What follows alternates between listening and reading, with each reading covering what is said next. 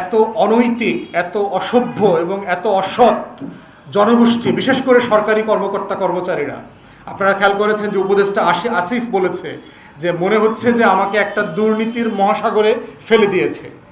মানে অনেক উপদেষ্টারা বলতেছে, ব্রিগেডিয়ার জেনারেল শাখাওয়াত বলেছেন যে ডানে বামে যেদিকে চাকায় শুধু চোর বাটপার।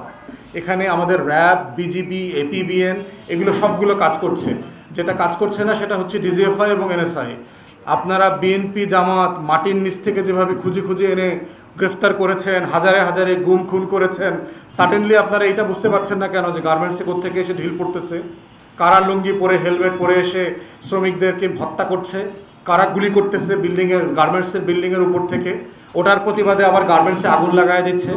তা আপনারা এত কিছু পারেন, এত কিছু বোঝেন, গত 16 বছরে আমাদেরকে এত দৌড়ের উপরে রাখলেন 16 বছর ধরে, আপনারা এটা বুঝতেছেন না এখন যে কোথায় কি হচ্ছে। অতএব গোয়েন্দা সংস্থাকে বলছি